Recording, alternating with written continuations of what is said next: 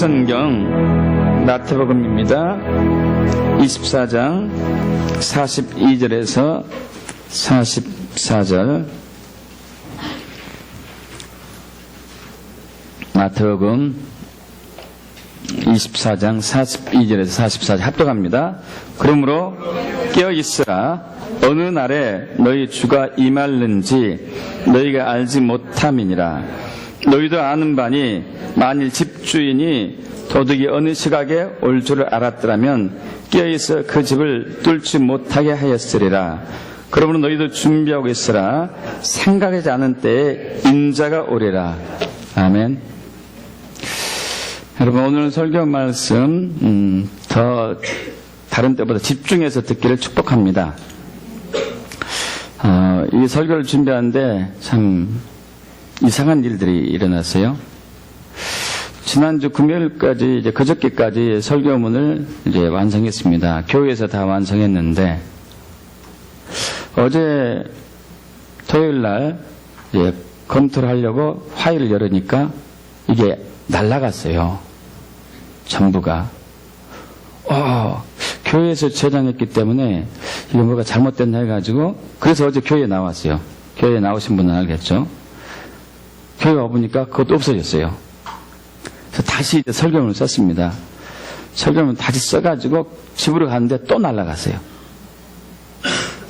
컴퓨터가 2대, 집에 2대 있거든요. 여기 1대, 3대에서 다 안 되더라고요. 3번 썼습니다. 이런 경우 없는데, 그래서 이게 뭔가 있구나, 이게. 뭔가 있구나. 이제 이것을 선포하지 못하게 방해하기도 하고 듣지 못하게 해방할 수도 있겠구나. 그럼 집중하기 축복합니다. 설교 제목도 중요한 부분이거든요. 깨어 준비하는 교회.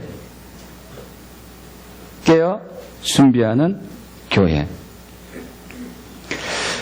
여러분, 이제 제가 쭉 주일마다 요즘 이제 설교하는 내용을 통해서 또 혹은 우리 주변의 여러 가지 상황들을 통해서 조금씩 감지하고 있는 것들이 있습니다.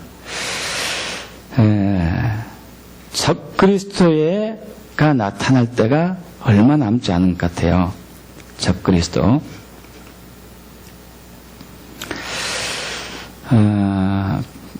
종교다운주의에 지금 한국을 비롯해서 전 세계에 팽배해지고 있습니다.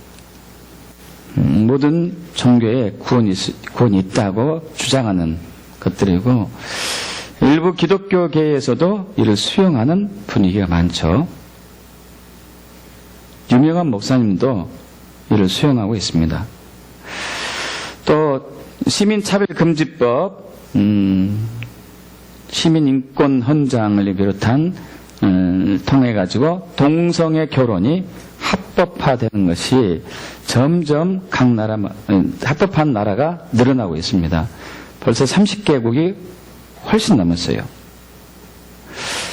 앞으로 우리나라도 여기에 강력한 많은 혼란이 있을 것 같습니다.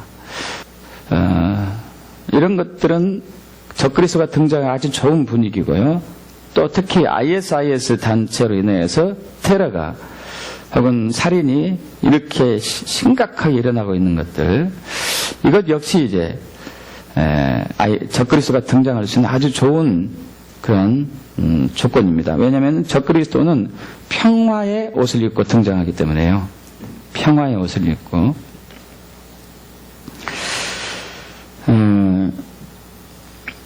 예수님이 오시기 직전에 7년 대환란이 있습니다. 7년 대환란. 마태복음 24장이 이제 그 부분 나오고 있죠. 7년 대환란은 우리 계시록에서 나온 것처럼 7개 인재앙, 7개 나팔재앙, 7개 대접재앙, 이렇게 오는 것이죠. 7년 대환란에서 7년간의 환란에서 3년 반 되는 그때에 적그리스도가 이 세상의 왕으로 등장해요. 왕으로 등장해가지고 자신이 메시아다고 얘기할 겁니다. 그래서 우리 마태복음 24장 15절을 잠깐 보겠습니다. 마태복음 24장 15절 보면은 합독합니다. 그러므로 너희가 선지자 다니엘이 말한 바 멸망에 가증한 것이 거룩한 곳에 선 것을 보거든. 멸망에 가증한 것이란 적그리스도를 얘기해요. 근데 그가 거룩한 곳에 서는 것이에요. 가장 높은 자리에 선다는 얘기겠죠. 가장 높은 곳. 그래서 데살로니가 후서 2장 4절은 이렇게 얘기하고 있습니다. 그 위에, 거룩한 곳 위에 자기를 높이고 하나님의 성전에 앉아 자기를 하나님이라고 내세운다. 자기를 하나님이라고. 그리고 그가 전면으로 등장하는 순간부터, 그때부터는 기독교를 향한 박해가 시작이 됩니다. 본격적으로. 지금도 세계 곳곳에서는 매일매일 수많은 그리스도인들이 기독교에 죽어가고 있지만은 드러내놓고 하진 않거든요. ISIS 단체 외에는. 그러나 이 적그리스도는 그렇지 않습니다. 본격적으로 이제 기독교 박해가 시작이 됩니다. 그래서 다니엘 12장 11절 보면은 매일 드리는 제사를 폐하며 멸망하게 할 가증한 것을 세울 때부터 1290일을 지낼 것이요. 즉 앞으로 예루살렘 성은 적그리스도가 왕으로, 평화의 왕으로 등장한 순간부터 3년 반을 핍박을 받고 학대를 받을 거예요. 예루살렘 성은. 그리고 이제 그는 왕으로 이렇게 자리 잡는 것이죠. 그리고 예수를 믿는 사람들을 본격적으로 핍박하고 학대하고 협박하고 유혹하고 미혹할 것입니다. 그러나 우리 하나님은 이걸 버려두지 않죠. 그대로 내버려두지 않죠. 7년 대환란, 즉 21가지 재앙이죠. 시리즈로 일어나죠. 7개 인 재앙, 7개 나팔 재앙, 7개 대접 재앙을 통해서 적그리스도, 음녀 바벨론, 그리고 거짓 교인들, 거짓 선지자, 배도한 사람들, 그리고 그를 추종한 사람들 칠 거예요. 그때 수많은 사람들이 이제 죽어가겠죠. 그리고 7개 인 재앙, 7개 나팔 재앙, 7개 대접 재앙에서 예수님이 재림한 시기는 7개 나팔 재앙에서 마지막 7번째 나팔이 울려 퍼질 때 재림한다고 성경에 나와 있어요. 계시록에. 그렇기 때문에 우리 그리스도인들은 환란을 통과합니다. 환란 전에 휴거가 아니에요. 환란을 통과하게 돼요. 성경에 그렇게 나와 있어요. 7개인 재앙, 7개 나팔 재앙에서 7번째 나팔에 올려 퍼질 때 예수 재림이 있게 돼요. 그럼 우리는 환란을 통과하는 것이죠. 그래서 환란 전 휴거는 성경과 좀 맞지 않아요. 또 그렇게 환란 전 휴거가 되어버리면은 우리의 그 신앙의 중심이, 마음의 중심이 휴거에 있게 돼요. 여러분, 휴거에 있으면 안 됩니다. 예수께 있어야 돼요. 있습니까? 그래서 환란 전 휴거는 성경적이지 않아요.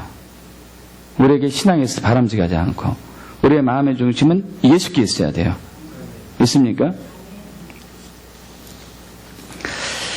그리고 7개 나팔에 울려 퍼지고 나오면은 7개 대접 재앙이 또 남아 있습니다. 이 기간은 예수가 재림하는 시간이, 예수가 재림해서 같이 있어요. 성도와 같이. 7개 대접 재앙이 뿌려질 때까지. 이 기간은 약 한 달 반가량. 이것이 이 숫자가 다니엘서에 나온 부분이죠.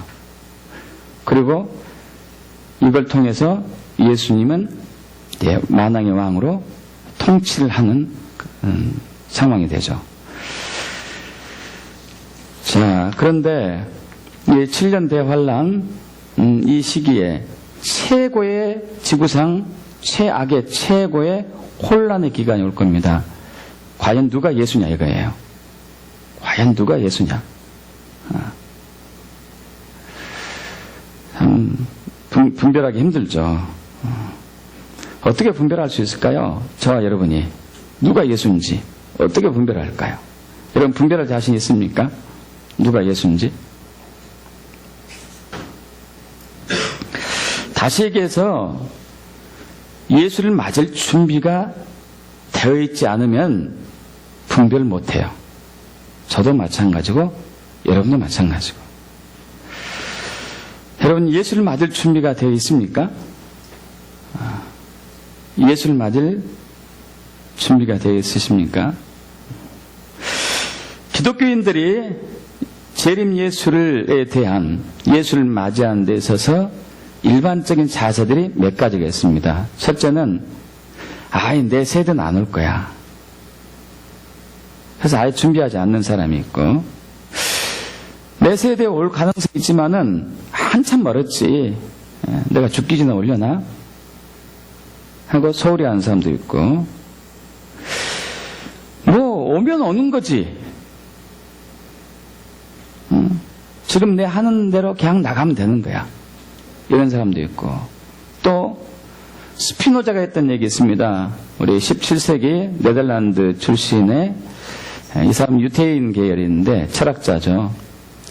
여러분 잘 아는 말씀 있죠. 내일 지구가 당장 멸망한다 하더라도 나는 한 그루의 사과나무를 심겠다. 이건 뭐예요? 하늘이 두 쪽 나도 어떤 위기가 오고 환란이 와도 나는 내 할 일만 열심히 하겠다. 이런 교인들도 많습니다. 이런 교인들도. 또 어떤 분은 뭔가를 하긴 해야 되는데 준비해야 되는데 어떻게 무엇을 준비해야 되지? 하고 잘 모르는 분들. 대체로 이 5가지 유형인 것 같아요. 아직 멀었다. 내 대는 안 올 것이다. 언젠가 오긴 오겠지만은 좀 멀지 않았을까? 지금 그대로 있는 그대로 나는 맞이할 거야. 나는 그냥 내 할 일 열심히 할 거야. 그리고 잘 모르는 사람들. 여기에 대해서 성경은 주님 뭘 우리에게 요구하고 있죠? 주님이 말씀하신 것은 뭡니까? 오늘 본문 말씀이죠. 다시 한번 읽어볼까요? 다시 한번. 그러므로 깨어 있으라. 어느 날에 너희 주가 임할는지 너희가 알지 못함이라. 너희도 아는 바니 만일 집주인이 도둑이 어느 시각에 올 줄 알았더라면 깨어 있어 그 집을 뚫지 못하게 하였으리라. 이러므로 너희도 준비하고 깨어 있으라. 준비하고 있으라. 생각지 않은 때에 인자가 오리라.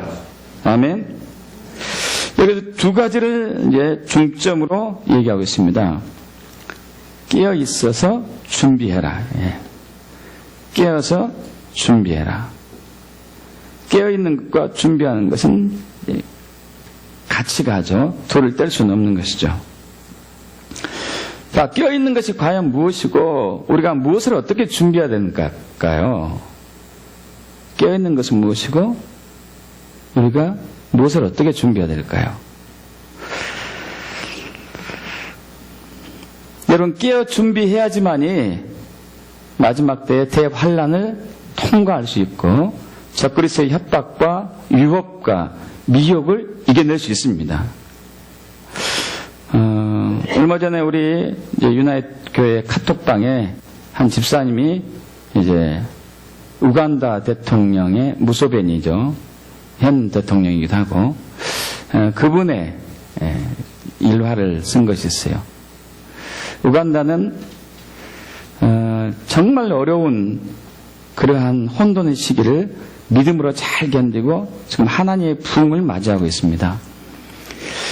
세계에서 제일 많은 에이즈 환자가 있었는데 지금 그것이 급격하게 줄었고 경제 부분에서 밑바닥이었는데 아프리카 3위권 안에 치솟았고요. 굉장한 회복이 있죠. 그러나 이제 너무 낙후되어서 이렇게 부흥하다 보니까 여전히 어려운 부분이 있습니다. 그렇지만 그들은 십자가 위에 그 나라를 세워가고 있고 진리 위에 그 나라를 회복하고 있는 것이죠. 그래서 아프리카에서 동성애에 대해서 반대를 확실하게 표현한 나라이기도 합니다. 그러자 오바마 대통령이 그 무소베니 대통령에게 얘기했죠. 당신 나라에서 동성애를 합법하면 내가 4억 달러 원조하기로 한 것을 계속 하는데 반대하면 끊겠다. 여러분 4억 달러면요, 아프리카 나라에 4억 달러면 어마어마한 돈이에요. 엄청난 돈이에요. 한 5조 가까이 되니까요. 엄청난 돈이죠. 무소베니 우간다 대통령이 얘기합니다. 이 나라는 하나님 말씀대로 세워질 겁니다. 하나님 뜻 가운데 세워질 겁니다. 어떤 것도 원하지 않습니다. 여러분, 그런 믿음이 되게 축복합니다. 정말 어려운 자리예요. 어려운 자리입니다. 왜냐하면 4억 달러면은 정말 많은 우간다의 백성들이 그 많은 혜택을 볼 수 있거든요. 그럼에도 불구하고 거절했어요.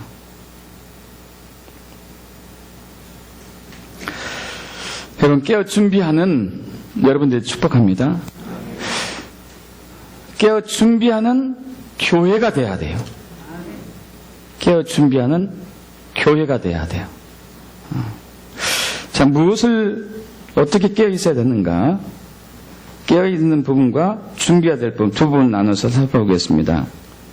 깨어 있으라. 깨어 있으라. 깨어 있으라는 것은 무엇을 깨어 있어야 된다는 얘기일까요? 뭘 깨어 있으라는 얘기예요? 예수님이 반드시 재림하신다 이거예요. 그러나 그것이 언제일지는 모르죠. 도둑처럼 온다고 그랬기 때문에. 도둑은 예고하고 오지 않습니다. 우리가 깊이 잠들어 있는 틈을 타고 아주 은밀하게 오는 것이 도둑의 특성이잖아요. 그럴 것처럼 예수님께서도 사실 방심하고 있을 때 오실 것 같아요. 도둑처럼 오신다고 그랬기 때문에. 여러분, 깨어있다는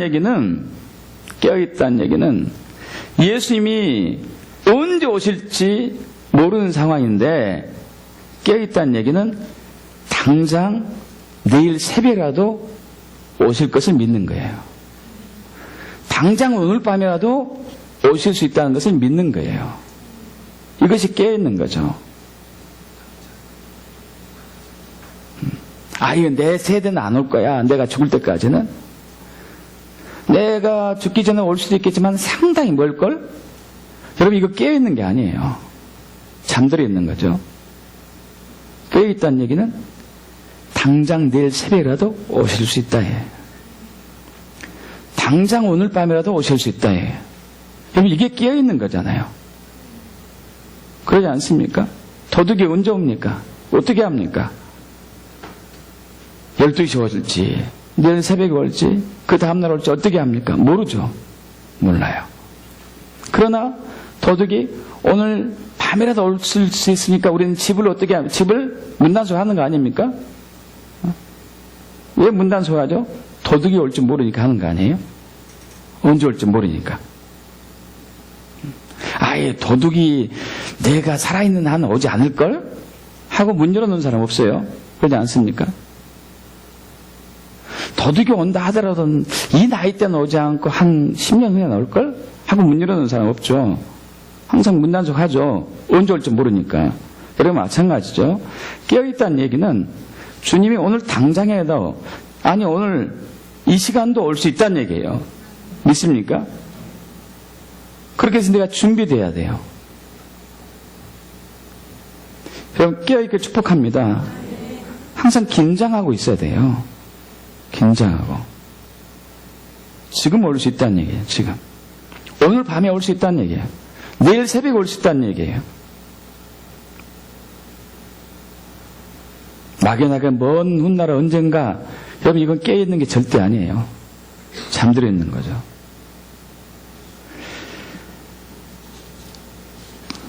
그래서 예수님께서는 마태복음 24장 이 말씀에 이어서 25장에 열천의 비유를 얘기했잖아요. 열천의 비유. 그래서 슬기로운 5처녀하고 미련한 5처녀. 신랑 오기를 기다리는 두 무리였죠. 신랑은 예수죠. 예수를 오기를 기다리는 두 부류의 그리스도인들. 한 부류의 그리스도인은 당장 오늘이라도 올 것이야, 당장 내일 새벽에 올 것이야 하고 깨어있는 그리스도인이고, 한 부류의 그리스도인은 아직 멀었지, 잠든 그리스도인들이죠. 여러분, 이들은 구원받지 못한다고 성경에 나와있죠. 쫓겨난다고. 자, 여러분, 그렇다면은 무엇을 어떻게 깨어서 준비해야 될까요? 깨어서 준비하니, 깨어서 준비하네. 준비해야 될 게 있어요, 준비. 깨있기만 해서는 안 되죠. 준비해야 되죠, 준비. 크게 세 가지예요. 크게 세 가지. 하나는, 아까 말씀드린 대로, 적그리스도의 위협과 협박과 미혹과 유혹을 이길 수 있는 진짜 믿음이 있어야 돼요. 여러분, 진짜 믿음 있게 축복합니다.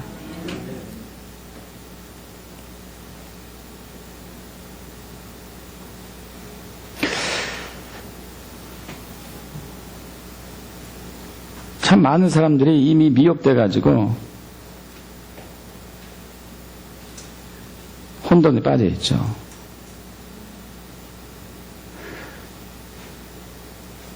여러분에게 그렇게 얘기하면 어떨 겁니까? 아까 오바마 대통령이 했던 것처럼, 동성에 대해서 나쁘게 얘기하지 말어. 내가 당신한테 1억 줄 테니까.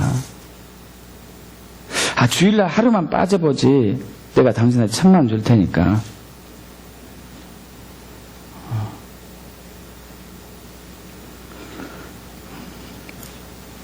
여러분, 적그리스도는 음녀 바벨론, 종교다운지, 그리고 거짓 선지자들은, 거짓 사도들, 거짓 교인들은 주장과 방법을 가리지 않고 저와 여러분을 미혹하고 속이고 협박하고 위협할 겁니다. 그래서 점점 가시화되고 있죠. 두 번째, 준비해야 될 부분은, 신랑 예수님이 오시면은 그분을 맞이하러 가야 되는데, 거룩하신 그분 앞에 내가 가려면은 거룩의 옷이 있어야 돼요. 순결의 옷이 있어야 돼요. 의의 옷이 있어야 돼요. 새하얀 세마포 옷이 있어야 됩니다. 여러분, 그 옷이 준비됐습니까? 거룩의 옷이 있으십니까? 지금.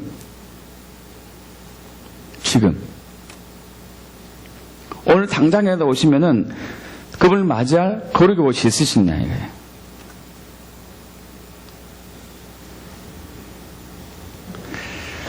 세 번째는 훈련이 필요해요. 훈련이. 그 재림을 맞이할 때에 있어서 훈련, 경건의 훈련, 영성 훈련이라 할 수도 있겠죠. 여러분, 이번에 대한민국에 메르스가 들이닥쳤습니다. 메르스 바이러스를 통해서 참 하나님이 주시는 교훈이 많습니다. 그 중에 하나가 재림을 어떻게 준비하는지 여기서 우리에게 보여준 것 같아요. 재림은. 2012년 사우디에서 발생한 메르스 바이러스. 이 메르스 바이러스는 이제 그 감기 바이러스 일종이죠. 근데 변종하죠. 자꾸 이게 변종합니다. 그래서 사우디에서 발생한 메르스 바이러스가 2015년 우리나라 5월 달에 5월 20일에 들어왔습니다. 처음에 2명이 감염되었는데 불과 10일도 안 돼가지고 이 25명의 감염자가 늘어났고 2명이 사망했고 격리 대상자가 약 800명이었어요. 또 6월 11일이 되자 126명의 확진자가 되었고 사망이 10명으로 늘었고 격리 대상자 3,700명가량. 엊그제 7월 10일까지 186명의 확진자 중에서 사망 36명, 격리 대상자, 아직 격리되고 있는 사람이 510명 정도. 여러분, 2012년부터 시작한 이 메르스 바이러스가 전 세계에 얼마만큼 피해를 줬냐면요. 제일 많이 피해를 입은 국가는 사우디아라비아입니다.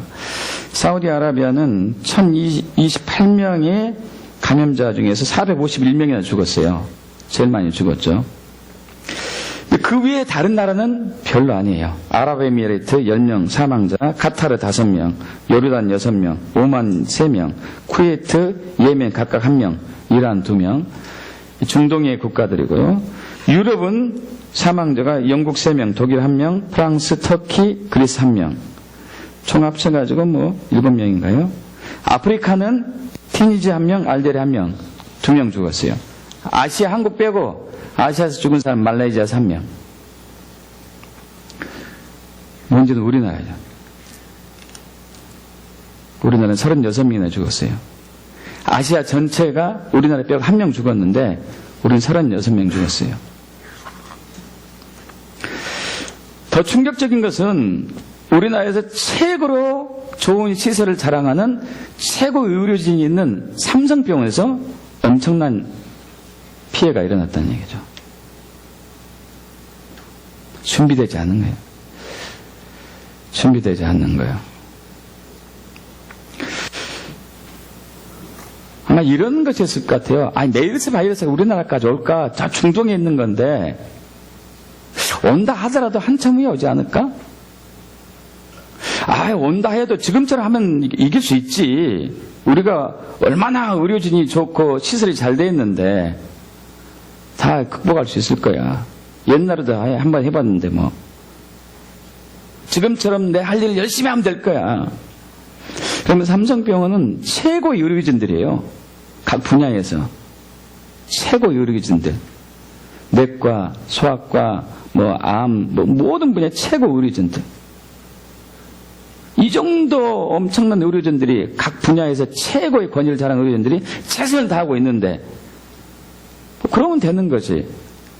그러면 되는 거지. 여러분, 참고로 이제 바이러스는 이제 감염성이 있잖아요. 독감은 감염성이 있죠. 결핵도 감염성이 있고, 이 감염성을 있는 환자들을 치료하는 치료하는 병원은 좀 다릅니다. 격리병실이 있어요. 격리병실. 따로 격리해서 치료하는 병실이 있어요. 그래서 다른 환자하고 접촉하지 않게 하는 것이죠. 우리나라에 격리병실이 꽤 많이 있습니다. 국가에서 지정한 격리병실이, 격리병원도 꽤 많고, 그 중에서도 음압실이 있는 곳이 있어요. 여러분, 음압병실 이번 처음 들어보셨죠? 음압병실. 음압실을 갖춘 병원이 17개 병원입니다. 17개 병원. 음압실은 어떤 것을 얘기하면요, 이것도 격리실인데, 이 압력의 차이가 있는 거죠. 압력의 차이. 무슨 얘기냐면은, 그 병실에 들어가면은, 그 병실에 들어간 순간, 공기가 내부로는 안 빠져가요. 병실 안으로만 돌아요. 압력 차이에 의해서. 외부로 바이러스가 나갈 일이 없다는 얘기겠죠. 그죠? 외부로 바이러스는 안 나가요. 공기가 안쪽으로만 들어오기 때문에. 이중문으로 되어 있어가지고 공기가 안쪽으로 들어오는 음압실 갖춰진 병원이 17개. 17개 병원에서 105개의 병실이 있습니다. 105개. 여러분, 근데 충격적인 게 삼성병원 한 개도 없어요. 음압실이. 그냥 격리병실만 있었어요. 격리병실만. 그 격리병실에서 치료할 수 있다는 자부심이 있었겠죠. 여기서 할 수 있다 우리는. 그러나 안 됐죠. 그러나 못했어요. 이렇게 우리나라 많은 지금 이제 메르스 환자들이 많은 병원에서 치료받았습니다만은 제대로 치료받은 병원은 거의 없습니다. 그런데 하나님은 참 놀랍게도 이런 상황에 완벽한 병원을 준비해 주셨어요. 할렐루야. 일산에 있는 서남의대 소속의 명지병원. 인터넷에서 보신 분들 아실 거예요. 명지병원. 5월 20일부터 이제 환자가 우리나라에 처음 발생했는데, 환자가 발생하자마자 5월 20일 발생하자마자 명지대 서남의대 소속 명지대 명지병원에 그 이름이 좀 특이한 교수님이 계세요. 의사분이. 이 꽃술이에요. 꽃술. 참 특이해요. 나이는 젊어요. 44세. 젊습니다. 젊은 나이.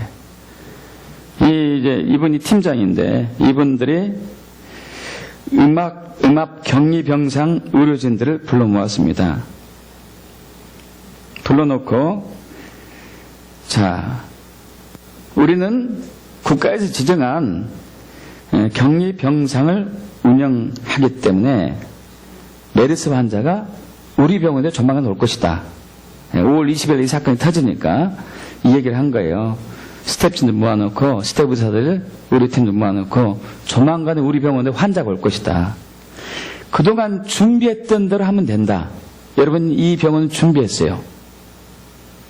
저와 여러분도 재림을 준비하셔야 돼요.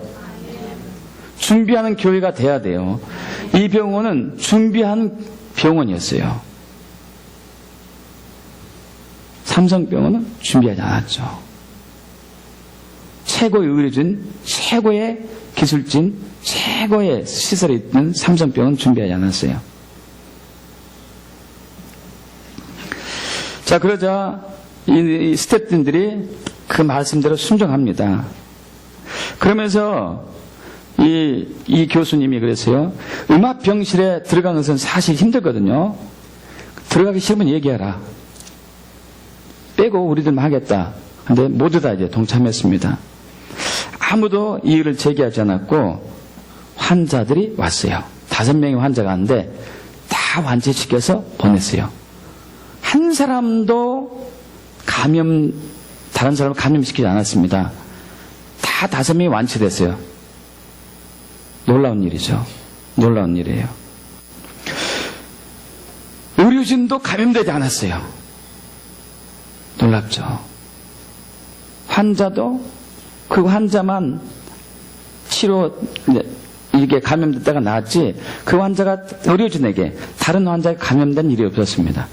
완치되고 다 가정으로 돌아가세요. 그럼 이 일을 어떻게 했는가? 여러분 이 팀을 통해서 우리가 재림을 어떻게 준비하는가 배워봅시다. 그렇게 축복합니다.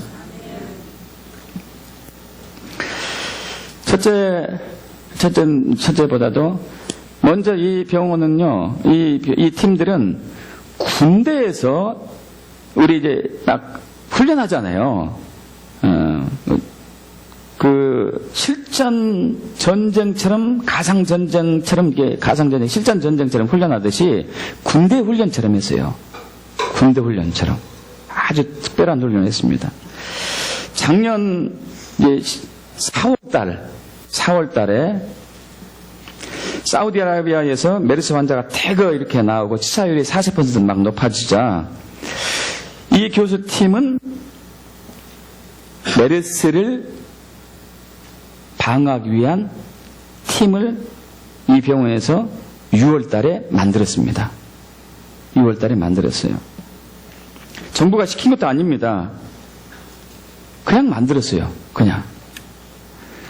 그러면서 이 꽃술 교수가 얘기합니다. 지금 세계는 국가 간의 교류가 빈번하다. 그래서 해외 신종 전염병이 반드시 우리나라에 올 것이다.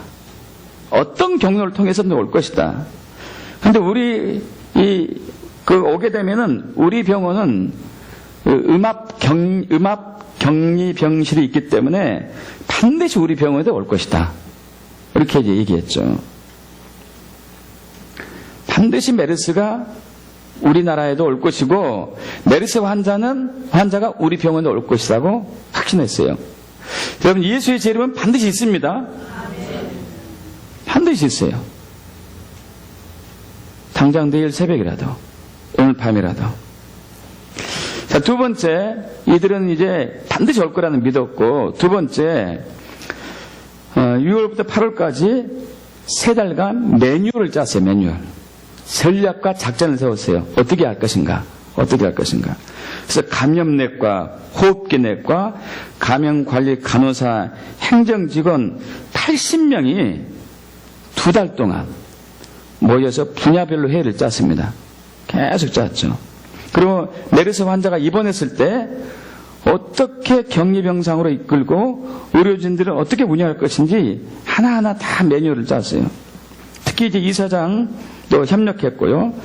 외래 환자로 혹은 응급실로 갑자기 메르스 환자가 들이닥쳤을 때 원내 오염을 어떻게 막을 것인가, 추가 전염을 어떻게 막을 것인가를 다 매뉴얼을 짰어요. 그리고 의사하고 감염관리사 4명에서 5명을 한 팀으로 짜가지고 주간조, 야간조를 운영하고, 그리고 메르스 환자를 음압병실까지 신속히 격리 입원시키기 위해서 환자 이동 경로, 그 의료진이 출동하는 경로까지 1분 단위로 세밀하게 짰어요. 세밀하게. 철저하게 준비한 거예요. 굉장히 철저하게. 여러분, 재림 준비도 마찬가지입니다. 어물쩡하게 하시면 안 돼요. 대충 하시면 안 된다고요.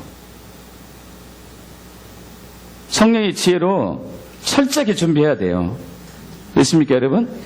철저하게 준비하셔야 돼요. 그리고 매뉴얼을 짠 이후에 그 매뉴얼대로 실전처럼 계속 반복 연습했어요. 계속. 9월에서 10월 동안 2달 동안 방호복을, 여러분 방호복 입잖아요. 방호복을 입고 벗는 훈련을 얼마나 많이 하는지 몰라요.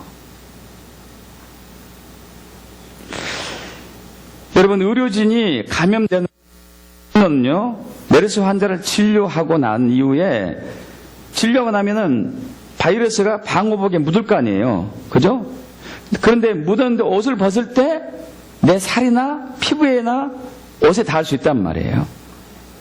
그런데 이 팀들은 방호복을 벗을 때 절대 살이나 옷에 닿지 않는 훈련을 했어요. 어느 정도 훈련이냐면은 이 방호복에다가 형광물질을 발랐어요. 형광물질 바르고 벗는 훈련을 한 거예요. 근데 이제 방호복의 겉면이 내 피부에 닿으면은 형광물질이 닿겠죠. 그러면 실패한 거지, 실패. 이것을 완벽하게 할 때까지 연습을 하고 또 연습했어요. 완벽해질 때까지. 이걸 보면서 여러분, 예수의 재림, 예수를 맞이하실 거룩의 옷, 더럽지 않는 순결의 옷 있어야 돼요. 있습니까, 여러분? 바이러스가 조금이라도 물으면 안 된다니까요?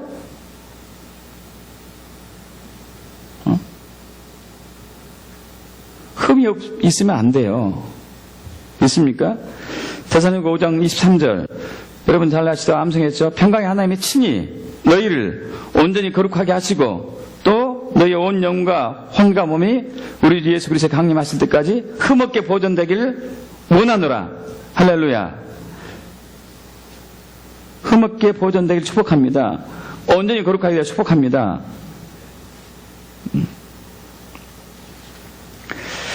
그리고 마침내 6월 달에 메르스 환자가 그 병실에 왔어요. 마침내.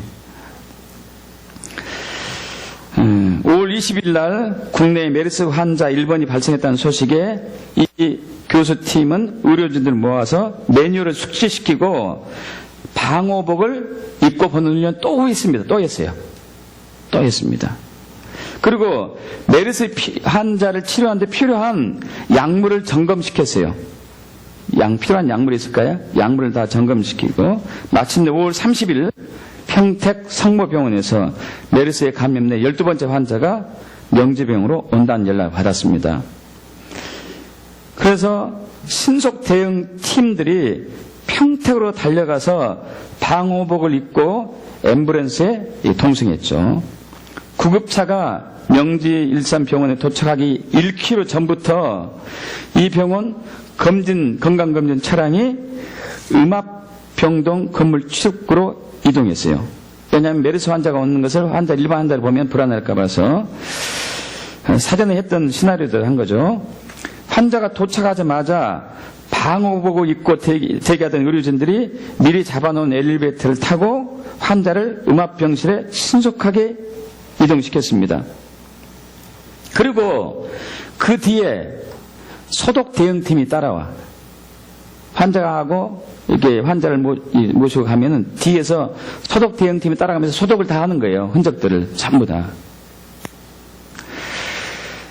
자, 그리고 메르스 환자가 음압병실에 막 입원을 하자 간호부장을 포함한 의료진 20명은 처음부터 병동에서 숙식하면서 처리했어요.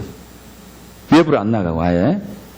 그리고 이 꽃을 교수로 3주간 이제 머물면서 환자 치료에 진두지휘했고, 메르스 환자 진료팀은 일반 환자는 아예 보지도 않았고, 그리고 음압병실 옆에 일반 병실을 여간방으로 삼아가지고 배달되는 병원밥을 먹으면서 그 메르스 환자가 동고동락했죠. 간호사들은 방호복을 입고 메르스 환자들 머리도 감겨줬고요. 그러면서 이제 이 교수님이 한 얘기가, 메르스 환자를 처음 접한 상황에서 폐렴이 막 번지니까 굉장히 긴장이 됐는데 미리 연구했던 해외 논문을 보고 치료법대로 다 했습니다. 메르스 환자가 폐렴이 왔었을 때 어떻게 하는 것을 해외 논문을 보고 다 준비해 놨어요. 전부 다. 그리고 5번째 환자가 완치돼서 나갔어요. 할렐루야. 철저하게 준비한 거죠. 명지병원 팀들은 이 꽃을 교수의 진두지휘 아래 훈련받은 대로 일사불란하게 움직였습니다. 일사불란하게. 여기서도 3가지 요점이 정리될 수 있더라고요. 이 팀들은 메르스가 반드시 온다고 믿었고, 우리 병원에 환자가 반드시 올 것을 확신했어요. 저와 여러분도 마찬가지입니다. 예수 이름이 분명히 있어요. 있습니까?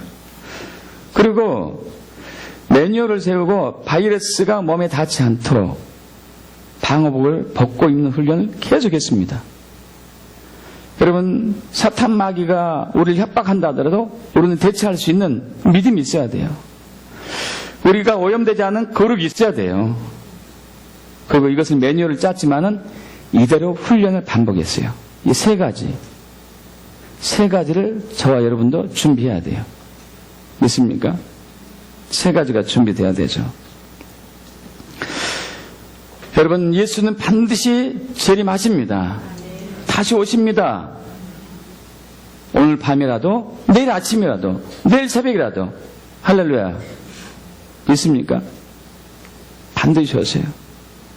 항상 깨어 있으셔야 돼요. 깨어있는 믿음이 있어야 돼요. 여러분, 이 깨어있는 믿음이 있으려면은 매일매일 하나님과 친밀한 교제가 들어가야 돼요. 친밀한 교제.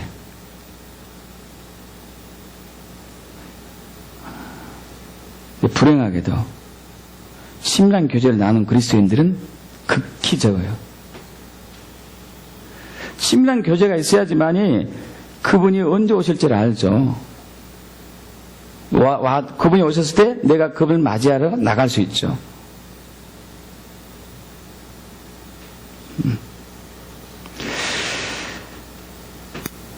여러분, 거룩해야 돼요. 항상 거룩을 유지해야 돼요.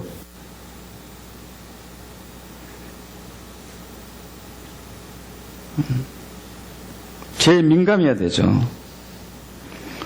우리가 고린도전서 3장 16절 말씀 암송했습니다. 너희는 너희가 하나님의 성전인 것과 하나님의 성령이 너희 안에 거하신 것을 알지 못하느냐.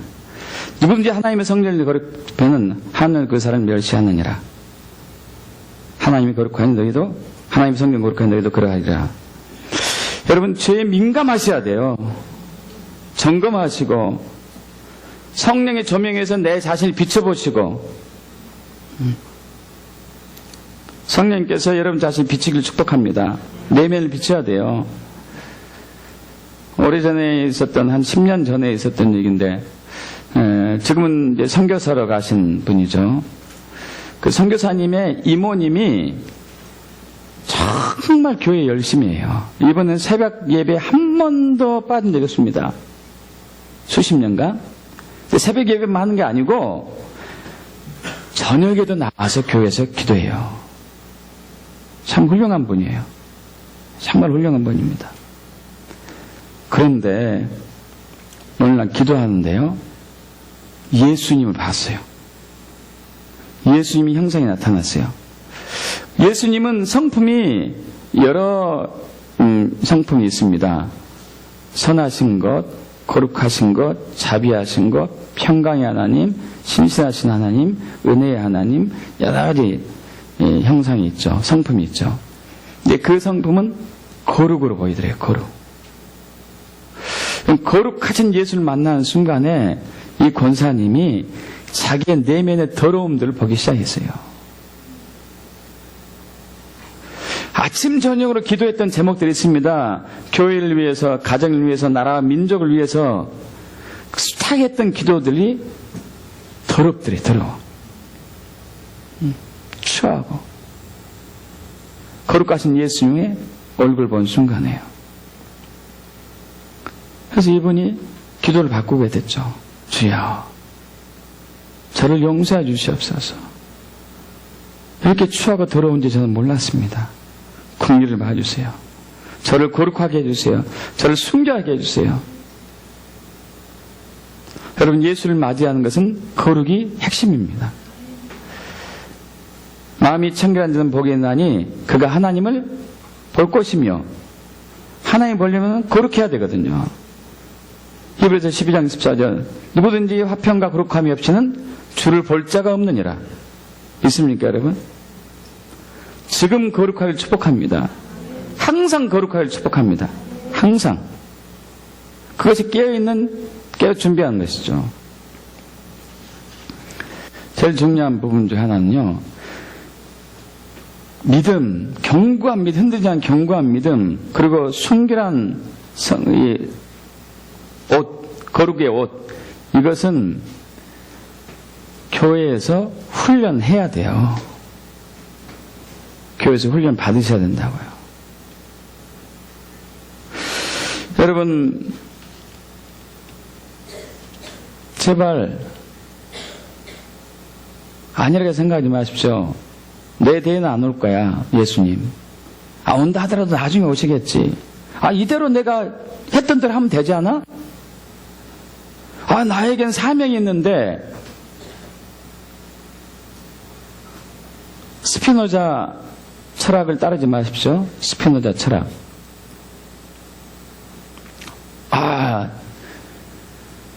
하나님이 나에게 사명 주셨어요. 이스라엘을 향한 사명 주셨고, 아랍을 향한 사명 주셨고, 북한을 향한 사명 주셨고, 동성애를 향한 사명 주셨고. 여러분, 사명했다 해서 거기에 재림을 없을 리는 없잖아요. 그죠?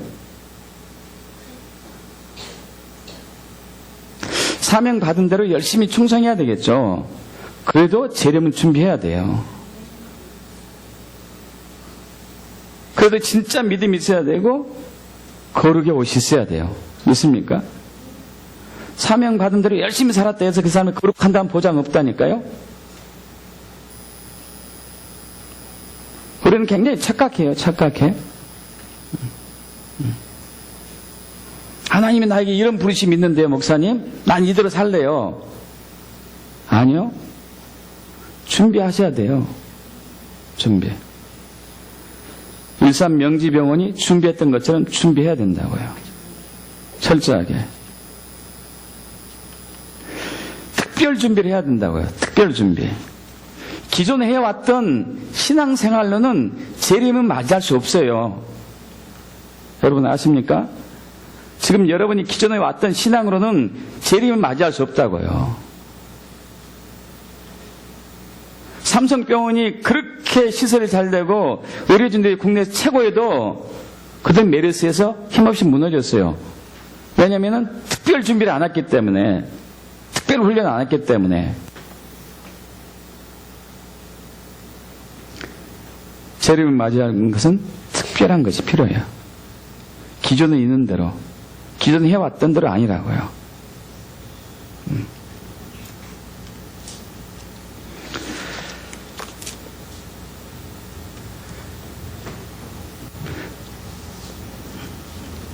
여러분 노아의 때에도 그런 일이 있었었죠. 우리 마태복음 24장 37절로 가겠습니다.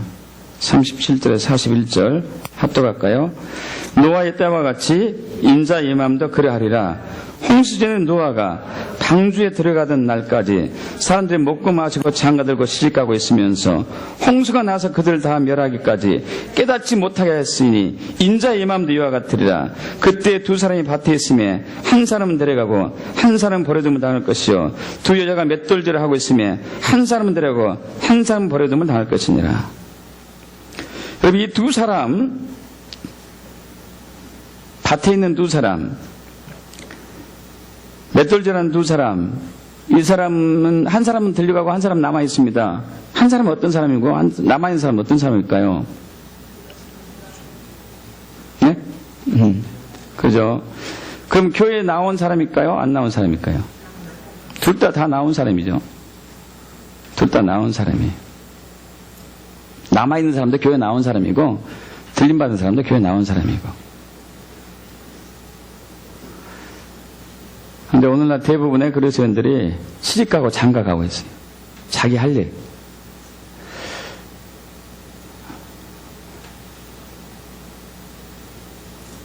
여러분 준비하셔야 돼요. 준비하셔야 돼요. 특별 준비하셔야 돼요. 노아가 방주를 짓습니다. 여러분 노아 당시에도 배는 있었어요. 배. 그러나 큰 배는 아니었습니다. 작은 소형 규모의 배였습니다. 노아가 진 방주는 길이가 135m, 100m 여러분 달리기 해봤죠? 100m에 35m 더 가는 거예요. 폭이 23m. 굉장히 넓죠. 여기가 한 10m 되니까 2배 좀 넘겠죠. 그리고 높이가 14m, 그리고 3층으로 되어 있고. 여러분 이건 특별한 배예요. 특별한 배. 그죠? 일반 배가 아니라고요. 어마어마한 홍수를 견뎌내기 위한 특별한 배. 여러분 재림을 맞이할 수 있는 것은 특별한 훈련이 필요하다니까요. 지금의 여러분의 신앙으로는 안 돼요. 다 넘어진다고요.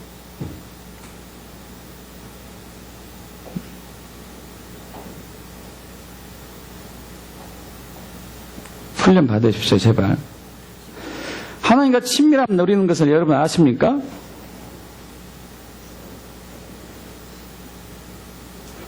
저는 목회하고 1년 후에 처음으로 알았어요. 하나님과 친밀함이 뭔지. 친밀함 단어도 그때 알았고. 그래서 거기에 대해서 배우고 공부했습니다. 배우고 공부해도 되는 게 아니더구만요. 엄청난 훈련을 반복해야 되네. 여러분 이 방호복을 벗고 입고 하면서 묻지 않게 하는 것은 엄청난 훈련이 필요하다니까요. 한번 달랑해가지고 이게 되지 않죠. 어떻게 됩니까 이게. 안 되지.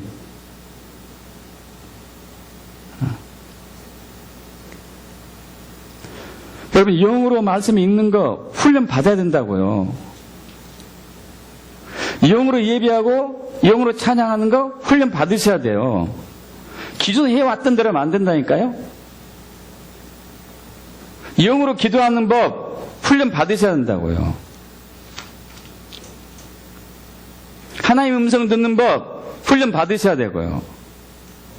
진짜 신앙이 뭐고 참 순종이 뭐고 참 복종이 뭔지 훈련 받아야 된다고요.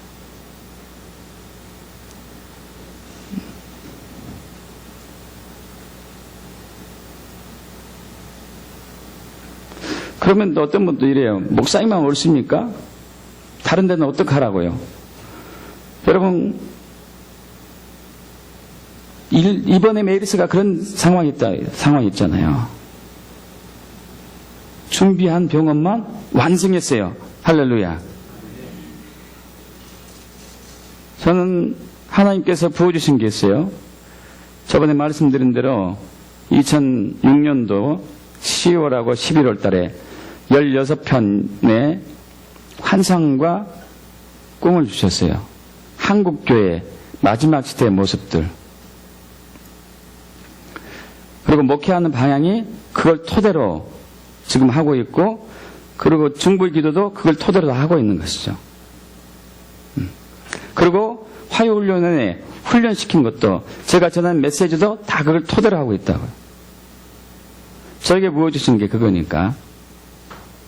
그래서 여러분을 그런 식으로 훈련시키고 있죠. 재림을 준비하는, 깨어 재림을 준비하는 교회. 할렐루야.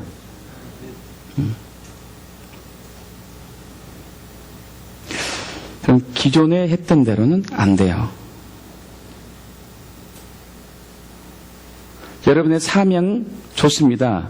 그러나 훈련은 필요해요.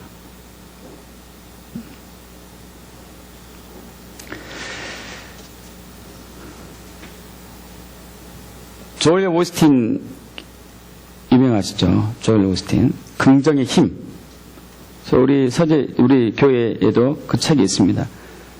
세계적인 히트.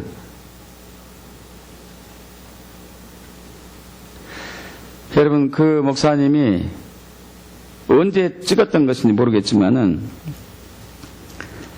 모 방송국에서, 텔레비전 방송국에서 카톨릭 신부하고, 그 조엘 오스틴 목사하고 또 다른 교회 목사님 세 분이 종교다운주의에 대해서 얘기를 나눴습니다.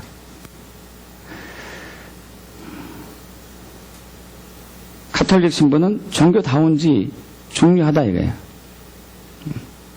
다른 종교도 존중해줘야 되고 그건 있을 수도 있다. 한 목사님은 예수 외에는 구원이 없다. 조엘 오스틴 침묵.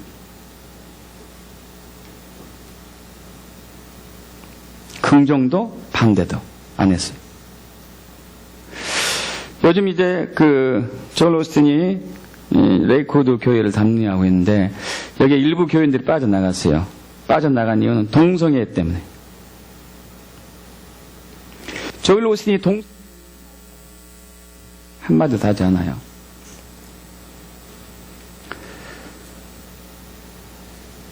그래서 이제 일부 교인들이 왜 동성애에 대해서 항상 침묵하고 있습니까? 동성애에 대해서 정의를 내려주시고 이게 성경처럼 맞나 맞지 않나를 확신하게 우리에게 제시해 주십시오. 우리 혼돈시키지 마십시오. 그런데 조엘 오스틴 목사님 한 얘기가 그랬어요. 나는 거기에 사명을 받은 바가 없습니다. 내 사명은 이겁니다. 여러분, 그런다 하더라도 재림은 피해갈 수 없어요.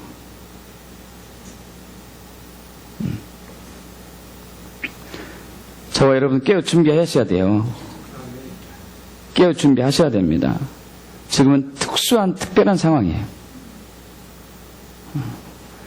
기존에 해왔던 그 흐름대로 신앙생활을 하는 것 뛰어넘으셔야 돼요. 여러분, 저도 여러분 못지않게 목회하기 전에 정말 열심파였어요. 매일 성경 빠지지 않고 읽고, 오죽했으면은 저번에 말씀드렸다시피 누굽니까? 칼빈 주석 150권 사서 읽었겠습니까?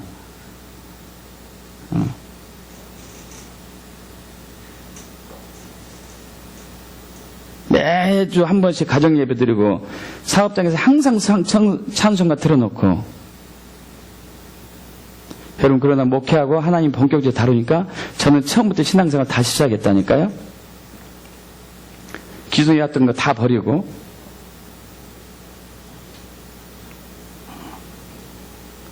내가 알았던 믿음에 대한 가치관, 순종과 복종에 대한 가치관들이 다 잘못된 것이었어요. 다 잘못된 것.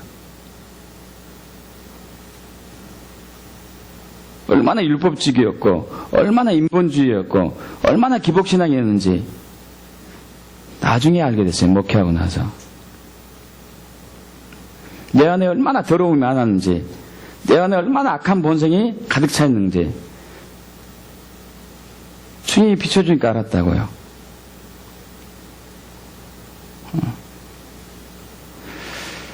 여러분, 깨어 준비하는 교회가 됩시다. 하나님은 이것으로 우리를 초청하셨어요. 할렐루야. 초청하셨습니다. 유나이트 교회를 깨어 준비하는 교회로 초청하셨어요. 여러분, 그렇기 때문에 여러분들은 다른 교회보다도 먼저 주변에 저를 통해서 영적인 상황들을 듣고 있는 거예요. 하나님이 저에게 부어줬기 때문에. 제가 어떻게 알겠습니까? 모르죠. 하나님이 부어줬으니까 그것도 열려서 보게 되는 거죠. 그래서 여러분 듣고 있는 것이고, 메르스로 얘기하면 음압실이 갖춰진 교회죠. 그러나 음압실만 있으면 뭐예요? 연습해야 된대요. 연습. 훈련을 해야지, 훈련. 그리고 화요 훈련은 나오셔요. 시간 빼서 나와야지. 나와서 하나님 음성 듣는 법 훈련 받고, 말씀 묵상 훈련 받고, 여러분 여기 이제 훈련 계속 받으신 분 있습니다. 여러분 하나님과 친밀한 쉽습니까? 어렵습니까? 잘 됩니까? 반복적인 훈련이 필요해요. 그래도 시간이 없는 분들은 인터넷을 통해서 들을 수 있으니까 그걸 통해서 공부하고 연구하고 해서 특수한 상황이니까 특수한 상황에 맞게 특수한 훈련 받으셔야죠. 기존 해왔던 거 가져가서 왜 목사님 이렇게 하십니까? 저렇게 하십니까? 명지대 이꽃을 교수한테 그 얘기했으면 어떻게 됐을까요? 아, 이 교수님 왜 이렇게 하세요? 다른 병은 잠잠하던데 왜 이렇게 해야 됩니까? 귀찮아 죽겠네 이거 방법이 벗고 있고 하는 거. 이렇게 했으면 어떻게 됐을 것 같아요? 그 사람은 어떻게 해야 될까요? 기도해야 할 수밖에 없겠죠. 뭐. 회개하고 돌아오세요. 기도해야죠. 여러분 재림은 반드시 있습니다. 당장 오늘 밤이라도 내일 새벽이라도 거룩으로 준비하십시오. 거룩으로 준비하시고 훈련 받으십시오. 제발 훈련 받으셔요. 여러분이 아는 신앙적인 개념으로 대들지 마시고요. 괜히 목회자를 하나님이 세우겠습니까?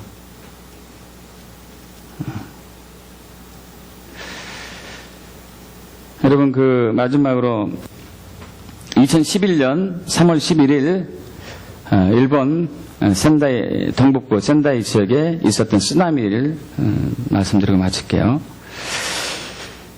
당시 쓰나미로 인해 가지고 사람이 16,000명인가 17,000명 가까이 죽었습니다. 엄청나게 죽었어요. 실종이 몇천 명 됐고 부상자가 몇천 명 됐고요. 그리고 가옥이 아마 몇십만 채가 한 20만 채가 완파되고 반파된 것이 60만 채인가? 어마어마합니다. 어마어마해요. 그리고 그쪽이 지역이 많아가지고 섬 주민들이 피해를 또 많이 당하고, 여러분 쓰나미가 밀려올 때 파도 높이가 40m 높았어요. 어마어마하게 높이 다리 다쳤고 속도가 엄청났었고 그리고 10km 내륙까지 밀고 들어왔었고요. 여러분 참 그런데 어느 마을은 사람이 피해가 없었어요. 신기하게.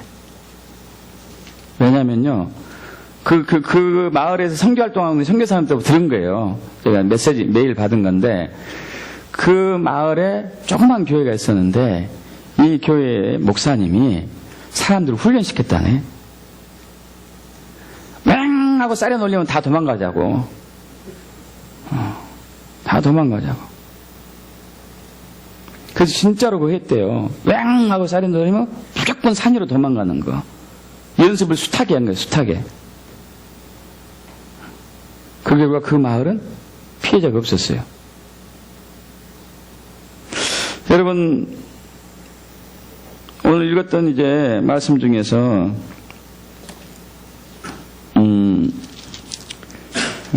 마태복음 24장 15절 볼게요. 그러므로 너희가 선지자 다니엘의 말한 바 멸망의 가정을 같이 거룩한 것에 선 것을 보거든. 자, 적그리스도가 왕으로 등장하거든. 그때 유다에 있는 자들은 산으로 도망갈지어다. 지붕에 있는 자들은 집 안에 있는 물건을 가지러 내려가지 말지며 밭에 있는 자는 겉옷을 가지러 뒤로 돌이키지 말지어다. 여러분 이런 상황을 이제 앞으로 준비할 때가 올 거예요. 제가 여러분을 소집할 수도 있습니다. 그래서 여러분 각 선교 회장님들 정신 차려서 보고하시란 얘기예요.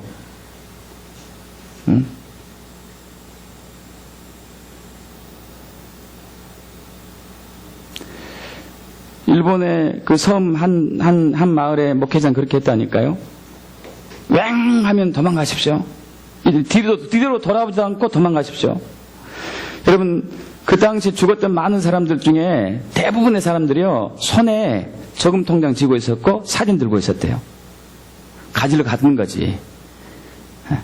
그 사이에 밀려올 줄 몰랐대. 저기서 오는데 사이렌 울리고 저기서 오고 있는데 저 정도면 내가 갔다 올 수 있지. 집안에 달려갔다가 나온데 쓸어버린 거죠. 근데 이제 그 마을에서는 뒤도 돌아보지 말고 튀라고 그랬어요. 이 마을만 안전했어요. 그럼 깨어있는 교회가 이런 모습이 아닐까 그래 봐요. 믿습니까 여러분?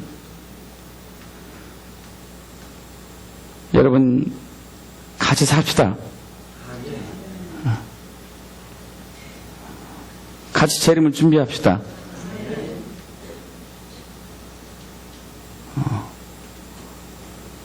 할렐루야.